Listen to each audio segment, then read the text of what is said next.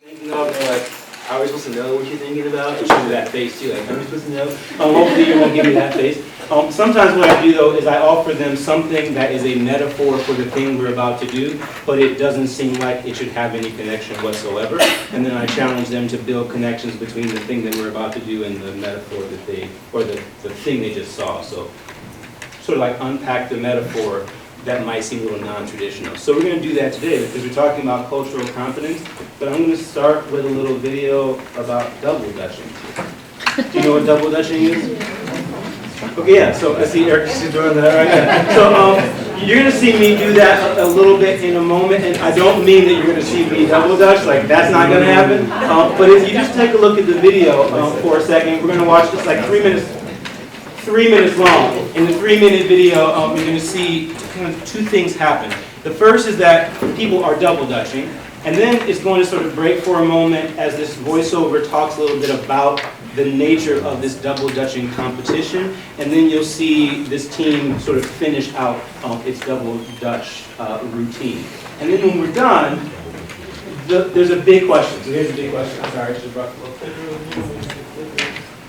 The whole point of the clicker, right? Oh, there you go. Got it. Okay. Thank you.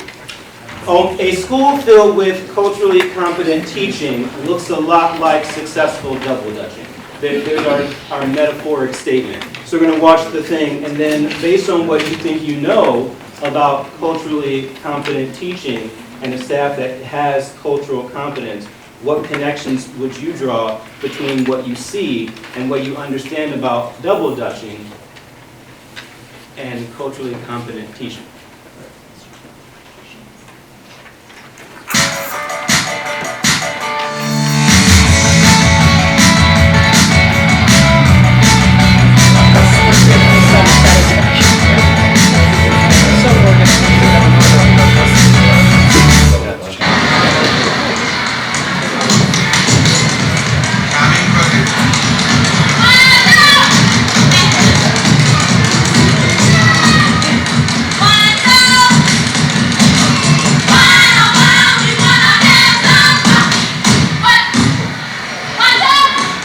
Freestyle is the most creative and fun part of competition.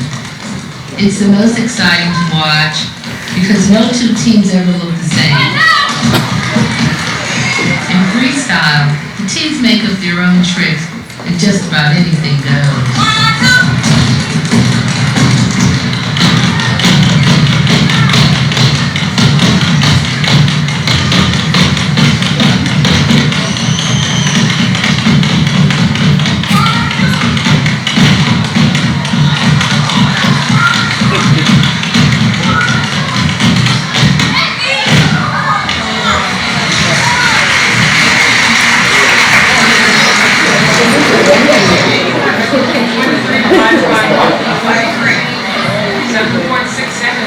Like most competitive sports, the rules in double dutch are pretty technical.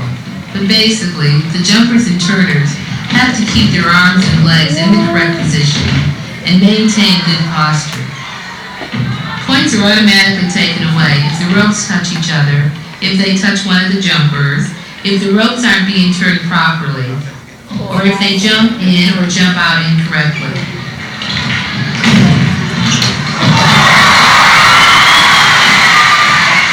But to get the most points in freestyle, it doesn't matter if you come up with the most spectacular tricks in the world. If they can't be executed properly, your team is going to end up with a lower score.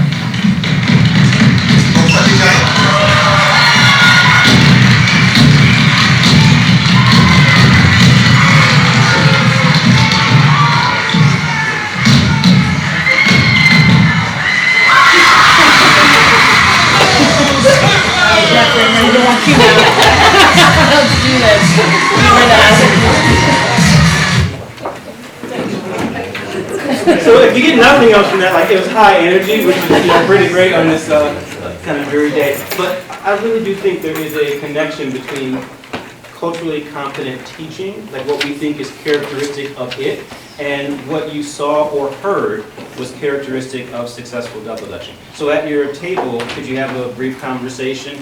Usually I have like a little treat or something to give the person or a group that has like the very best and sort of unique or creative and insightful thing. I don't have any treats, so maybe just, have in the back. But at your table, could you kind of decide what parallels you might draw between what you saw and heard there and what you think a school filled with culturally competent teaching is going to be? What parallels could you draw? Tricks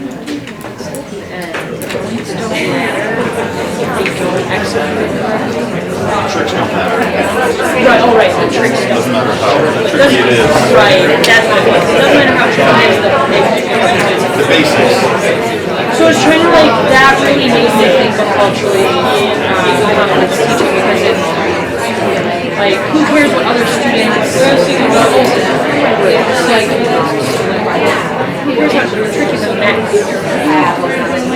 I'm trying to translate that to math school. Who cares how intricate and well thought out your lesson is? You don't have the basics down. Right.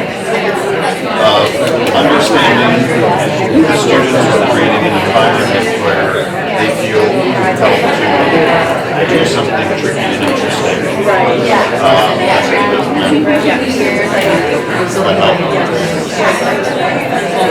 And I took out of it the teamwork, right? Confidence. We want everyone to be able to work well together in the classroom, and then communication. We have to be able to communicate to the students. The students need to be able to communicate to us and their peers as they're learning and as they're working through, right? Because some of the stuff we can plan, right? If we have a well-executed lesson plan, we're like, hey, students might do this, students might do this. Well, there's still going to be things that we miss, and they are unpredictable, but as long as you set an environment of communication where they feel like they can communicate to you, then they can say well, hey, I didn't understand this, can you help me here?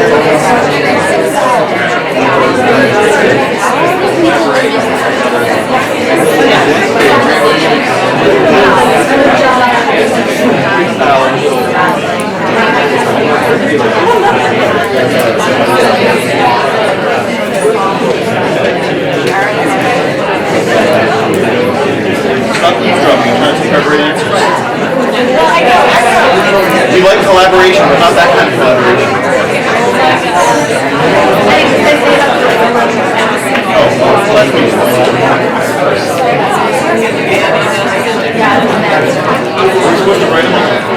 Are we supposed to write our responses on the board? We don't have to later on.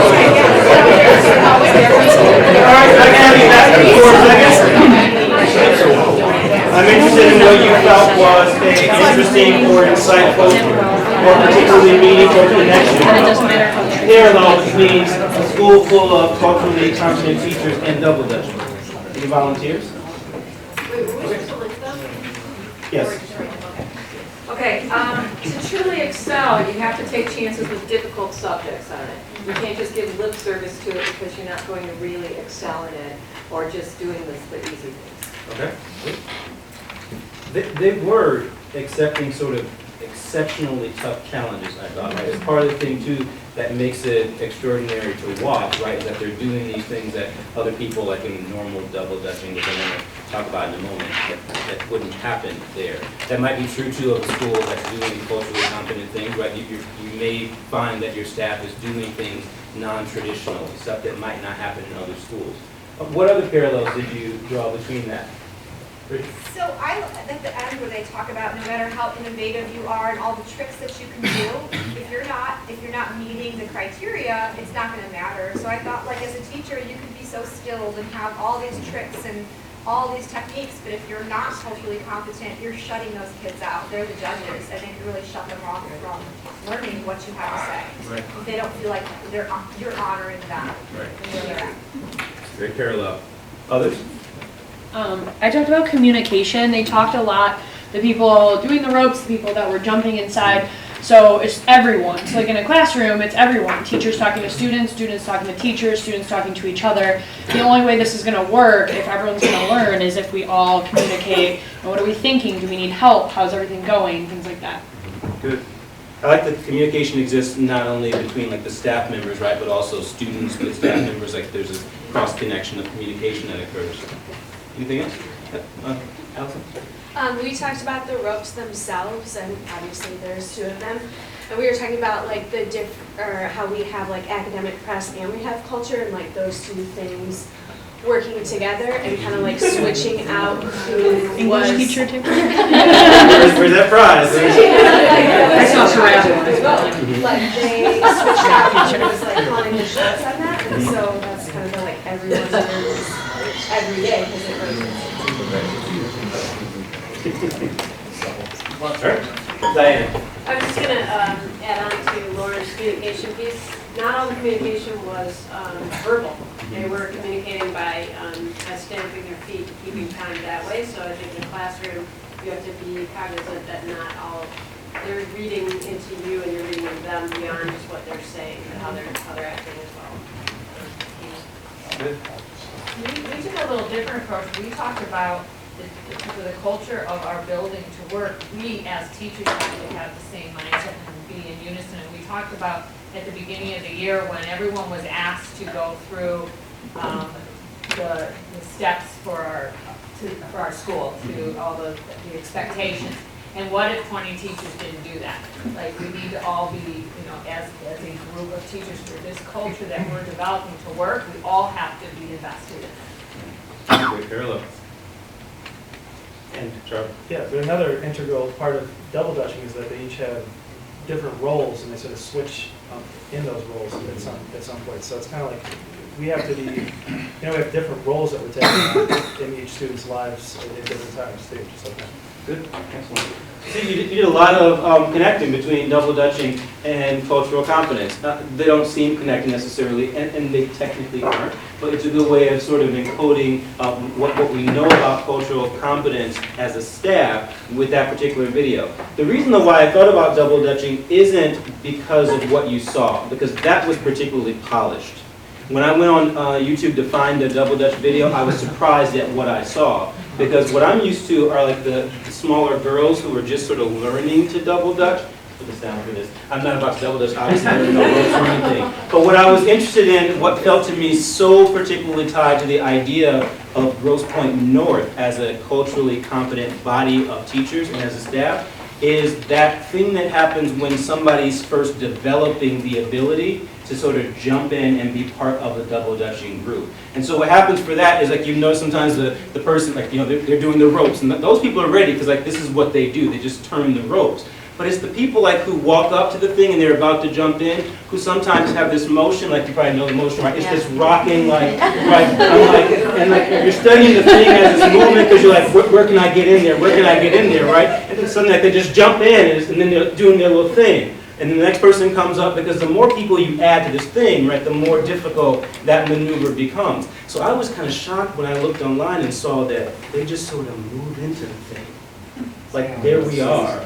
Right? Like, that's just what it is. And I thought, wouldn't that be a great metaphor for us as a staff? I think that when we talk about cultural competence, all the work that we've done, like, we've been in our four corners and kind of examining, who we are and what we think and why we think it. Like, we've been in those corners already, and we've been there quite a bit. And I think this is probably not the staff where I have to tell you or sort of convince you that for you to say, Jeffrey, you're so articulate or you're a credit to your race is sort of offensive. Like, I don't have to tell you that. And I don't think, like, Andy is going back to his room saying, I don't know why Jeffrey thought that was offensive. Like, what is it? Like, I think he gets it, right? And so, like, we don't have to necessarily, like, stay in the corner. Like, we're beyond that place. And so when I started thinking about what an appropriate metaphor would be, the vision in my brain were those girls at the rope. Like the ones who are like, they are ready to be in there. But you have to kind of study how the movement goes so you know how to jump in without tripping yourself or other people up. And that's probably what a lot of us are sort of grappling with. Would that be a fair, I guess I want you to tell me honestly, because most of our conversation today is just going to be honesty on the table. So do you feel like that's where North is, that we're not struggling understanding what cultural competence, like why it's important, or like what it means to have a diverse population? We're not struggling with that. We just kind of want to know what the strategies are that help us navigate that thing appropriately. Is that accurate if I were to characterize our building that way? Okay, so if that's accurate, then what I want to do today is kind of talk about some very specific categories of cultural competence that we could probably be in together. And so it's okay to be at the rope with the bounce as you kind of figure out how to jump in. Like if that's where we are, that's a great place to be because it says that you're ready and you're willing to be in it. And all of us can kind of jump in that thing and move together. So I'm not sure, Katie was, sorry. Oh, sorry, you're fine. So on your table is, I talked about corners before because we've been in corners before as an activity. What you have on your table is a sheet that has essentially 4 corners. And we're going to name those 4 corners based on 4 primary categories that really equate to cultural competence. And when you've done work in those 4 areas, then you wind up being in a place where you can deal with the variety of cultures that inhabit a school with greater success. And so since we've already done so much of our work, many of us went through the courageous conversations with Grace, and we've dealt with a variety of other either school-wide practices, training, or just real-life stuff that hit us in the face, that got put on the news or talked about in our community. Since we've had all that like in our face and we've been dealing with it, our corners, those things we're working through the corners and we're moving out of them. And so what I thought is that we sort of already look like this. Like we sort of already understand that we seek to do no harm to the variety of cultures that exist in our school. But more than that, we're also diversifying, not only in our teaching practices, but also in the physical makeup of our staff. I feel like we're making a concerted effort to make sure that we as people kind of represent the diversity of our school population as much as possible. But those last 3 things I think are particularly important because I think we do question, we practice, and we self-assess. I feel like you all confirmed that for me a moment ago when I asked where we are, that those are the things that we do. What's the evidence of that? I'm telling you that I think we're there, but what's our evidence of that? Is there any? I've been told I ask like tough questions for 3:15 on a rainy Tuesday, but I'm going to ask them anyway. Is there evidence that that's the way, that's our disposition as a school? We try to harm, we diversify, we question, we practice, we self-assess. If somebody says, that's what you do, like where's your proof of that? What would you offer I them? think our rounds are evidence of that, Okay. in terms of the questioning and the self-assessment. Other proof that that's what we are, that's our disposition?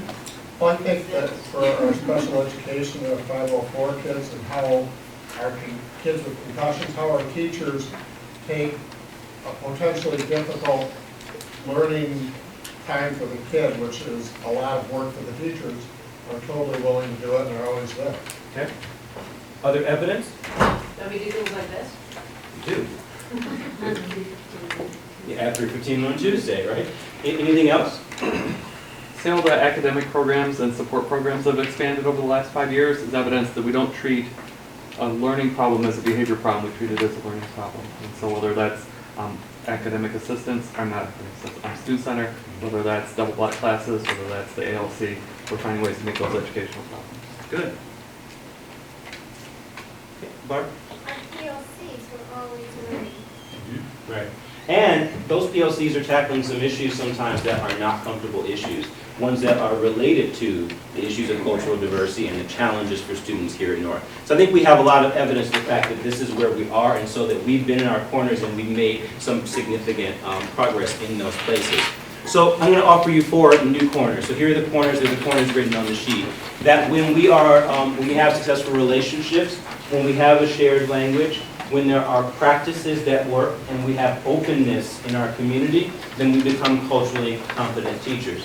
We only have a short amount of time, and so I'm not going to try to work through all 4 of those today. I would suggest, though, that relationships is fundamental and that our staff has done a very concerted push toward making sure we have good relationships, solid relationships with not just one group of students, but all of our students. from learning their names and pronouncing them accurately, to building actual rapport with them in our classrooms and making sure that our communities look like communities. Like, we're doing that relationship work and continuing it.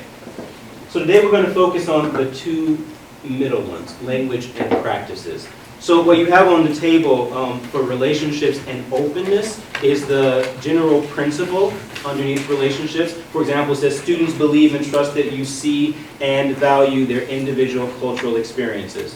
So that's a larger idea that you could take from relationships if you were to self-evaluate. Like, what am I doing in terms of my classroom activities and connections to students? Do they believe, not I believe, because it's one thing for me to say, oh, yeah, all my kids think I'm great. Well, do your kids actually feel like, I know that he understands and values me? It has to be their belief in you, not your belief in yourself. So is that the kind of relationship that you have? And then in terms of openness, that's also listed there, that there's room for a culture other than yours to occupy the learning space. So it might be that you have a lot of things that you need to make sure students know. But in a culturally competent environment, you're also trying to find opportunities for them to take ownership of that space and feel like their culture has something to offer as well. So those two things we can come back to at some future time if someone was interested in that. But the language and practices we're going to focus on today. So I left it blank so you could write something down, keep a little activity today. So language. What that means is that the words used in the classroom and hallways validate and protect experiences for all students. I bolded the words that I think probably are most important to write down. We're talking about validating and protecting the experience. And that can sometimes be challenging. And we're going to talk in a moment about what those challenges might be. But if you know me, you know I always have a story. So I'm going to offer you the story from my life that speaks to what the language is for cultural competence and how I've sort of stumbled into naming it. So I've had a situation in the past, and I know that I'm not the only one to have this situation, but I'm going to name it, I'm going to do it honestly. So I've had situations in the past where in an effort to have students sort of move the classroom themselves, I've asked a tough question and then had a student go and respond to it. And then what I've asked them to do is that once they've made whatever their response is, I've asked them to call on the next person to respond. So the student is choosing the next person who's going to participate. Maybe some of you have done this too. I'm not going to ask for a show of hands, like that part's not important, but you might find that this is a teaching practice that people use sometimes.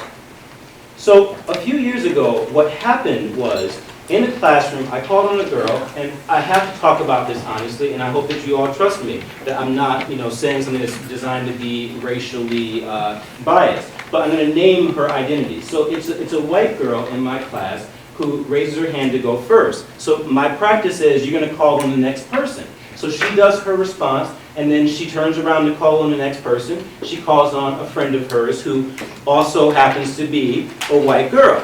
And so then that person makes her response, and I noticed there are a few other students who are like, hey, I might have something to say, right? And they are not white girls. But then when that girl turns around, she's going to choose another one of her friends, and so she calls on white girl number 3. Now, by the time we get to white girl number 3, I'm a little uncomfortable. And I don't know exactly what it is that I need to say, but I know I need to say something. And so in that moment, I have a crisis of cultural competence. That might be a good CQ. I have this crisis of cultural competence. Like, what am I going to do in this moment? Because I know that there is a problem, and I know that it needs to be fixed.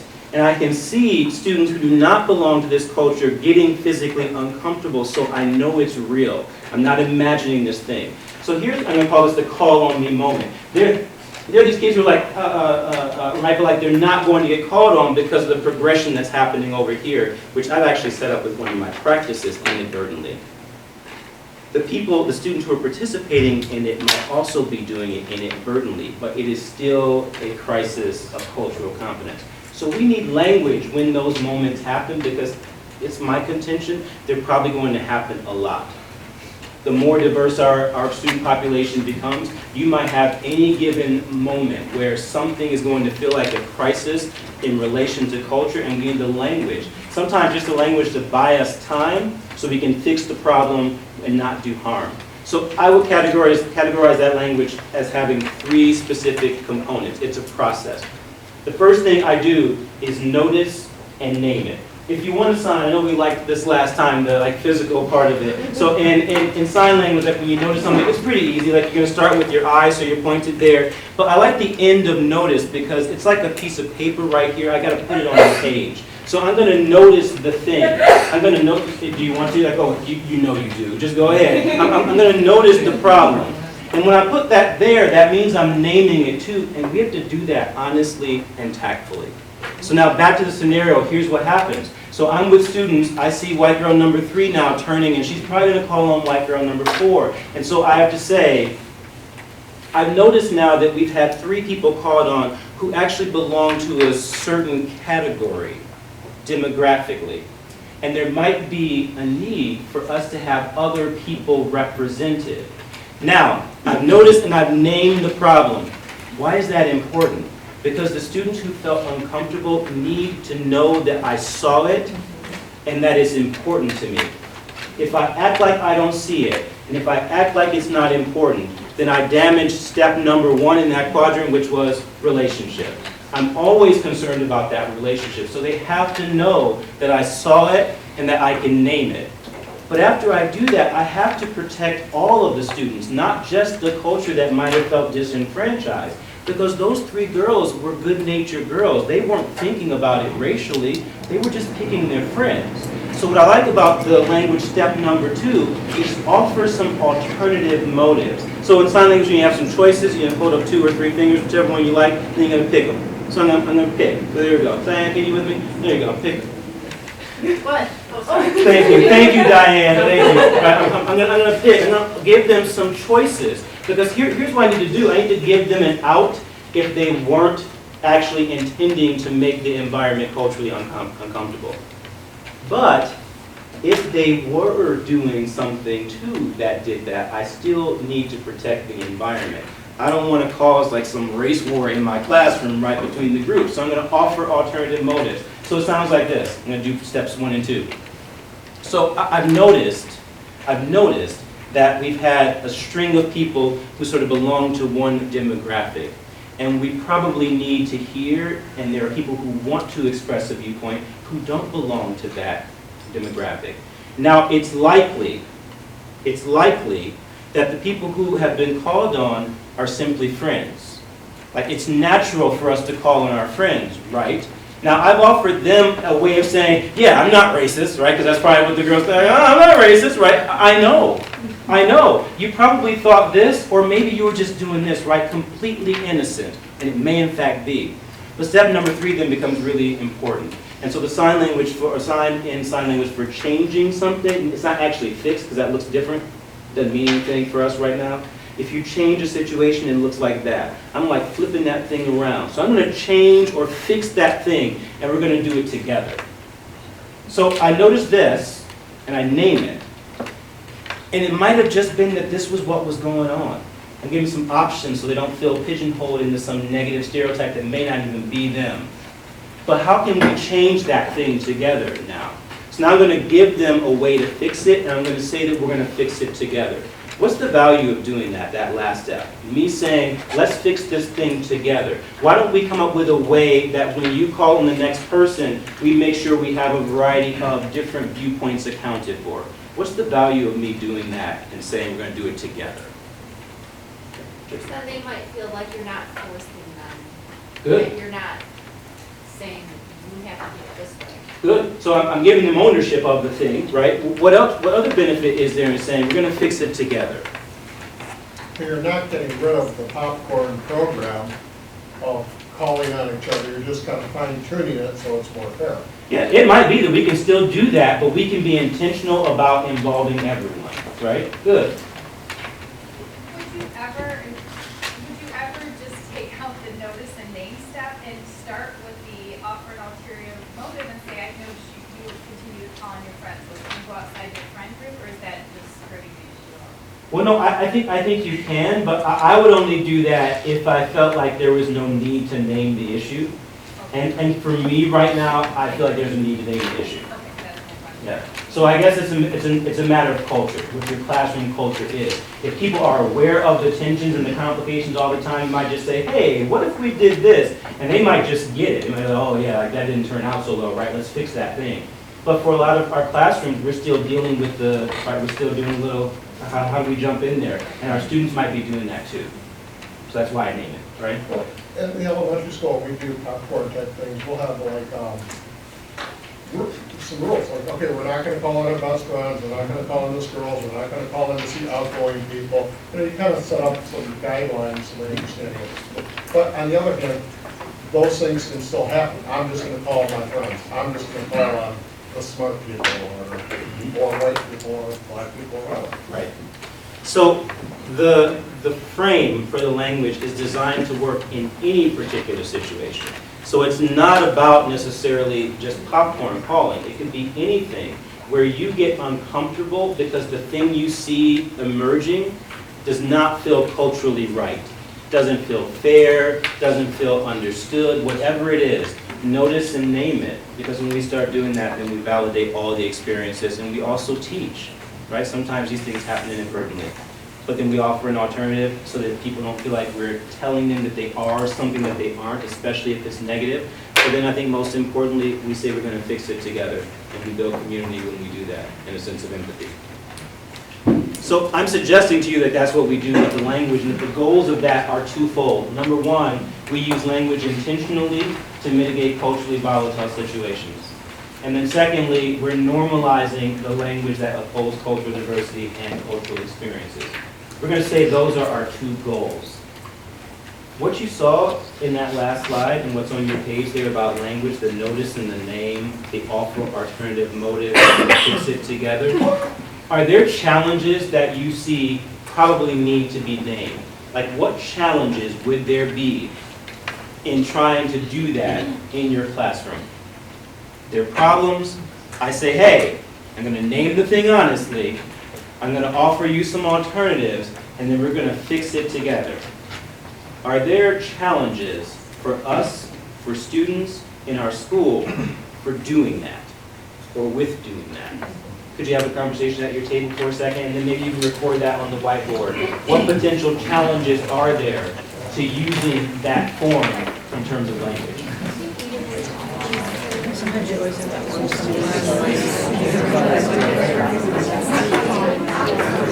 Yeah, name it, honestly, tactfully.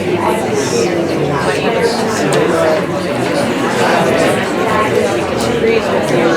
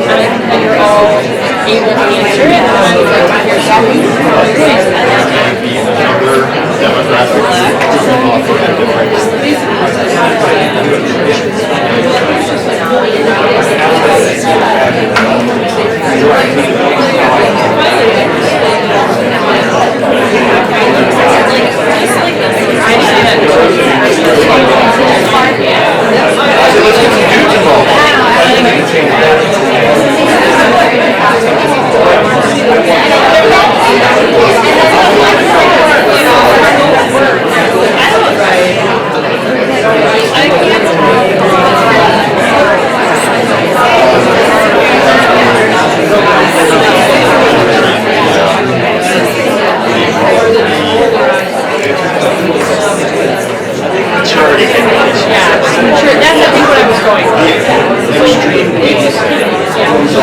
to be outside and I'd like to use it. That's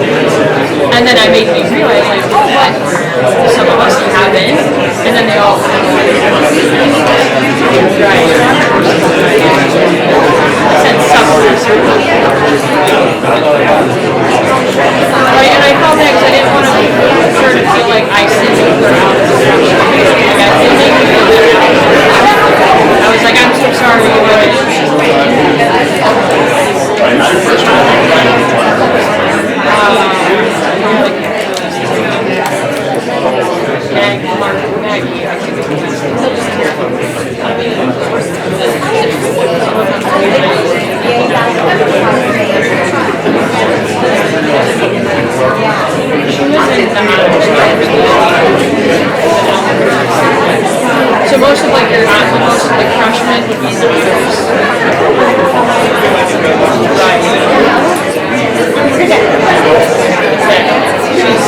She's with the juniors who are on track.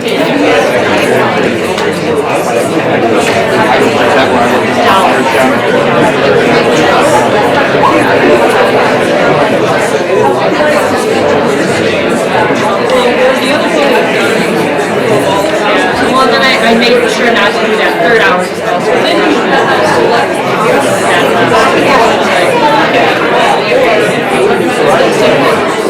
I think though, well, that's why maturity. You know, if you're gonna address it, you put it honestly and tactfully. Like, I would be super nervous with maturity levels. Like, hey, I'm gonna really honest with you. And you know there's going to be one kid who like can't handle it, doesn't know how to react, reacts appropriately.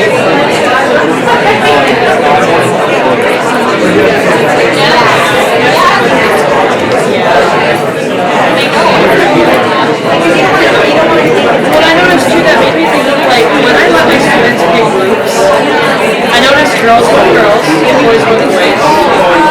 Like white kids go with white kids for the most part, and most of the black kids go with black kids. And I've noticed I can correct that if I do like I use a deck of playing cards and like to make groups work, and that makes it fun. When I let them pick, they generally go with friends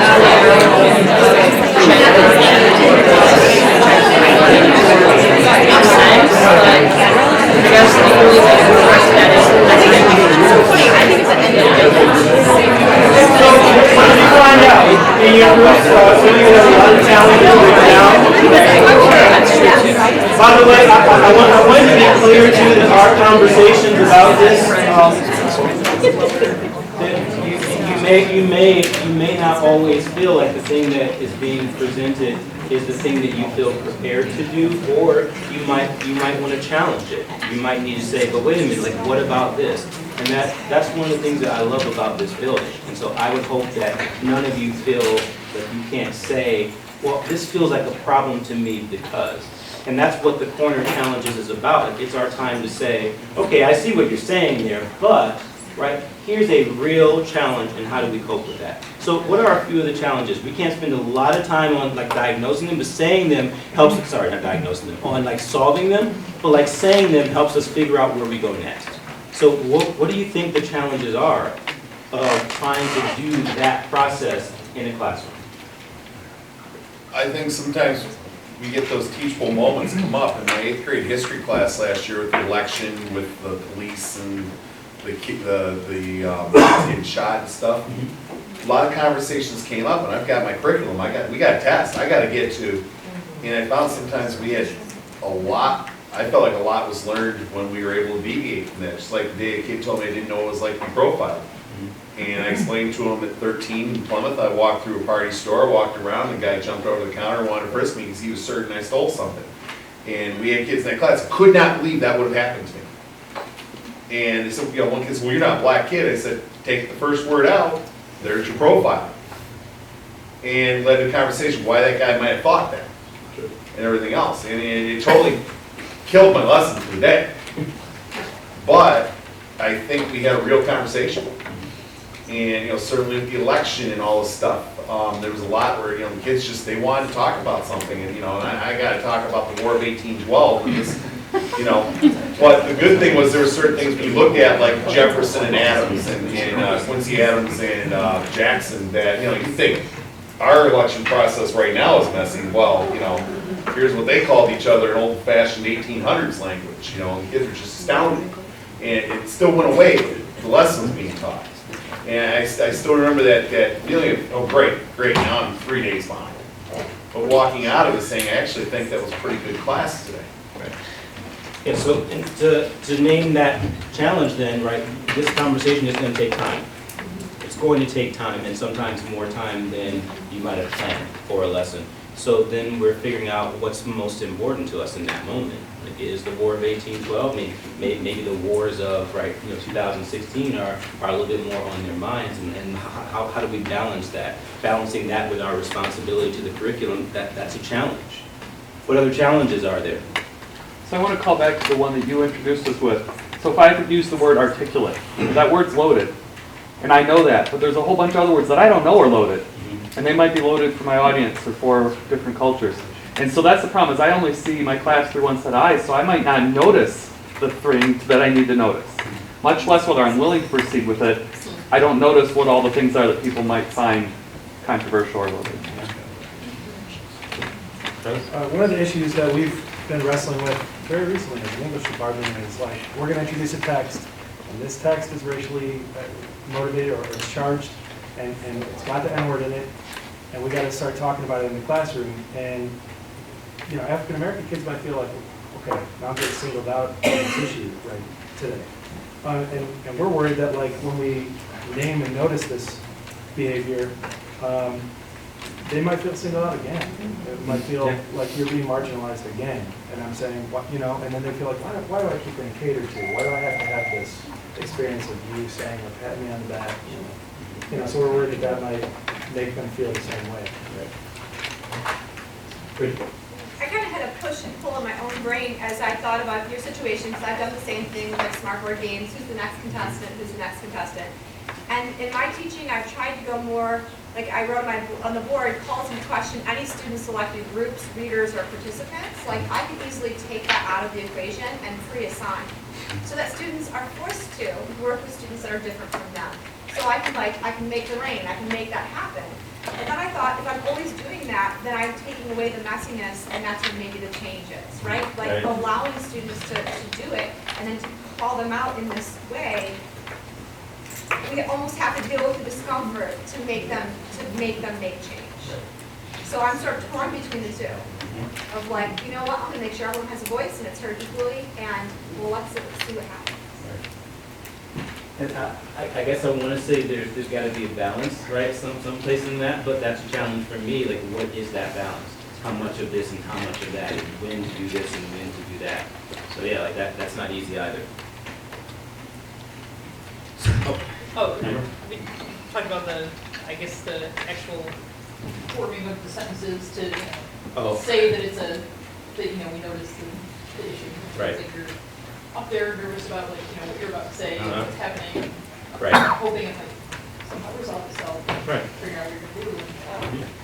It's stressful, yeah, it's stressful, like how, brave, you have to be brave to take step one. And if I were true confessions as an English teacher, I'm trying to recall how many times I probably skipped step one and hid behind some academic motive and did step two. Okay, and we're done with this now, moving on, chapter 3, so that I didn't name, and I'm wondering what I lost in all those moments if I didn't name, if I've lost what Bridget was saying in the teaching moment. Yeah. So when you yourself kind of grapple with what it means to use language in a way that's going to make you culturally competent, these are some of the issues, right, that we grapple with. And we might do that grappling in a PLC. It might be individual, it might be colleagues talking at lunch about the thing. But cultural competence is dealing with the fact that those are the challenges. It's sometimes difficult to have those conversations, and it takes time, and there's an appropriate balance, and sometimes it doesn't work the way you want it to work always.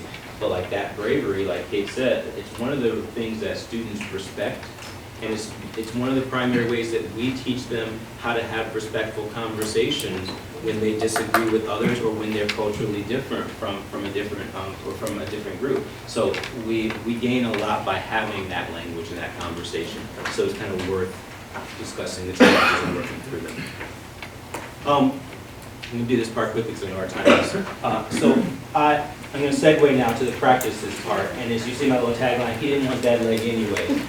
This comes from an experience of mine in New Jersey a while ago. Diane reminded me that I'm about to be 40, so now that's on my brain, Diane. Thanks a lot. But yes, you passed. So anyway, I'm watching what I think must be Jaws 3 in the theater. So I don't know how long ago that was, but it was a while ago. Jaws 3, a long time ago. And there must have been, because I don't remember the exact scene, which is probably part of the story too. I don't remember the exact scene. All I remember is that we were in the theater and the shark went to do what sharks do, and somehow must have missed a leg or something. And this group behind me has been just guffawing it up the whole movie. I mean, it's Jaws. I don't find that much funny in Jaws, but apparently they do. And when the leg kind of does whatever it does, this one guy yells out, "That's all right, he didn't want that leg anyway." And I miss whatever the next part of the movie is because they're just having this great time.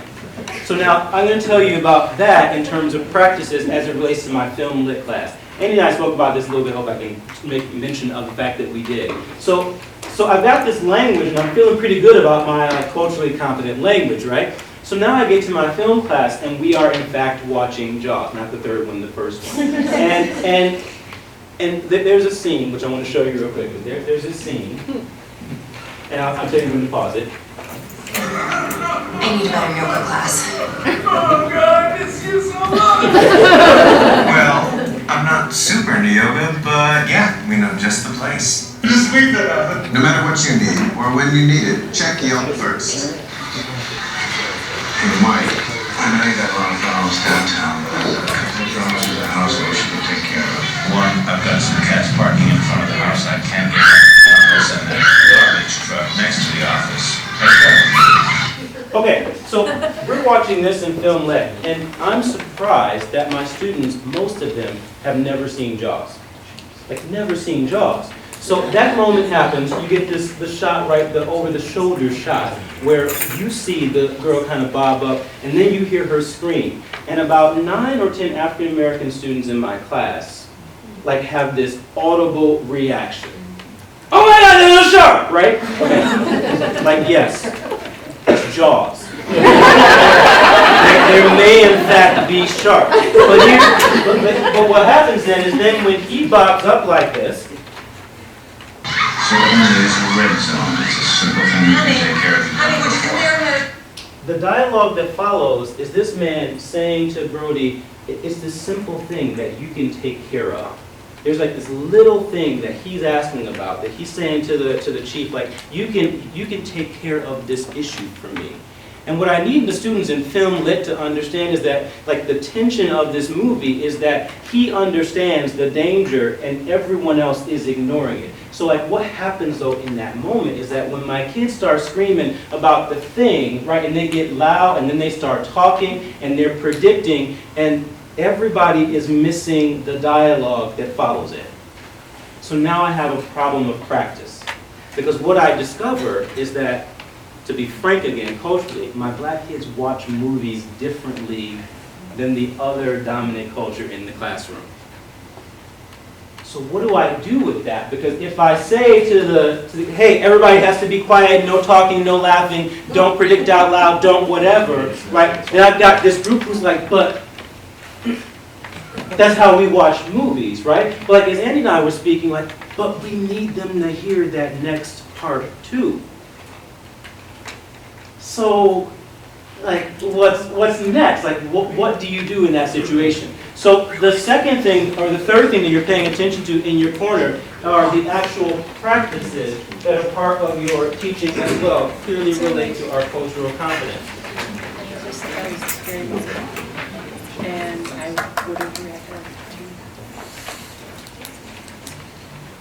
to. So what I discovered I needed to do in this case is to have a conversation with students about what their cultural expectation was for film watching.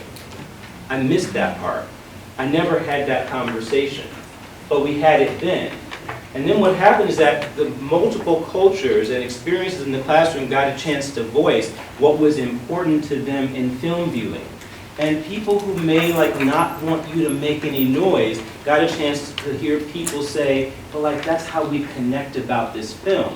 And that's really important. But then that same culture got a chance to hear somebody else say, but it's important to me to experience and hear all of the film.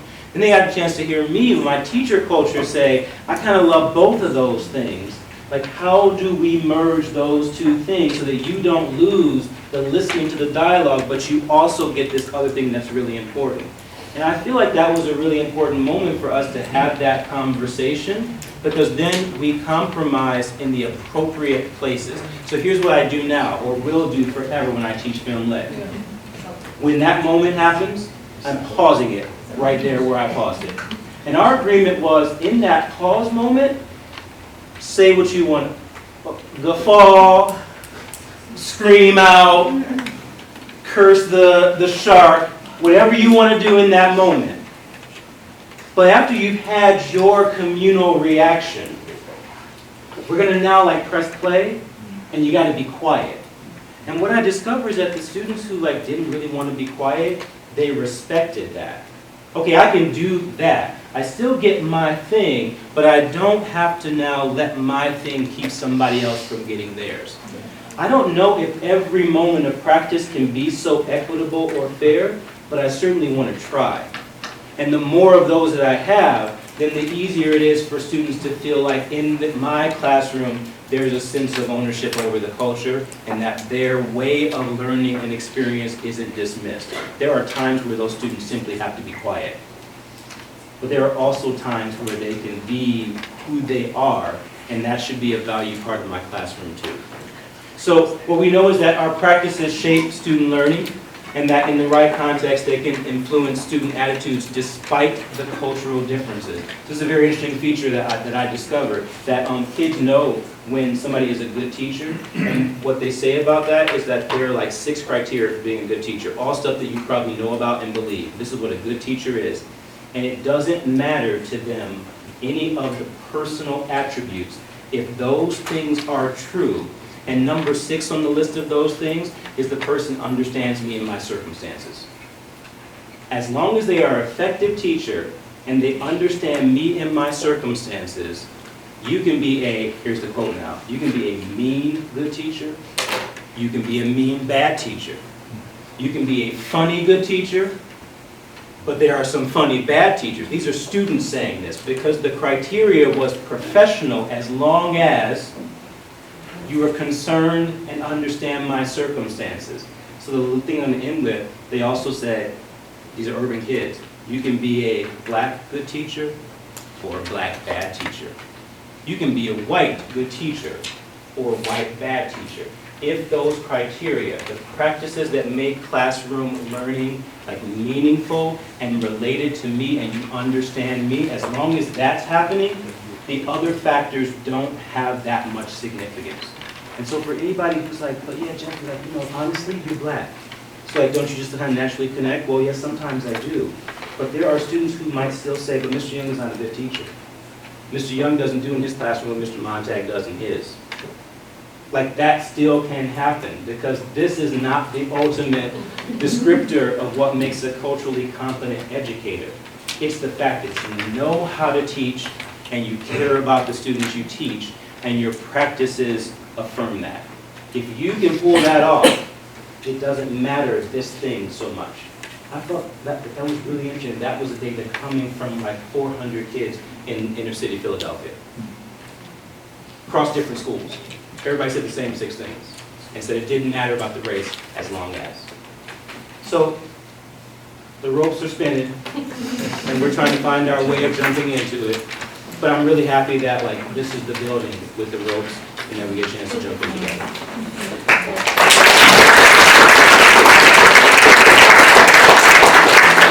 Before you go, I just want to thank you. I know that this is never easy work. It's important work, but it is brave and courageous work. This week, I feel like I personally have gotten distracted again by all of what's happening out here in the nation, and sometimes I feel helpless. And it's the moments like this where I refer back to like the work that we're doing here. We are not helpless, and the work that you're doing, implementing what Jeffrey's sharing with us today will make a difference. It will make a difference, so I want to thank you. Number 2, I want you to know that we listen. After our guest speaker, you said, Kate, many of you said to me, to an administrator in DC, to a colleague, you said, we love that he catalyzed this conversation, but we really want, we want someone that really fits North and gets where we're at North, and that was part of our decision to do this work today. And the other thing you said was, bring us the meat, Kate. We're ready to do the work. Give me, the scenario and teach me how to get past the scenario in my classroom. So I'm hoping that we're meeting your needs. I'm also hoping that he would be willing to come back so we don't get 2 out of 4 squares, and that you're willing to save that sheet for next time. Is that fair? Fair. As long as he double dutches. As long as he double dutches.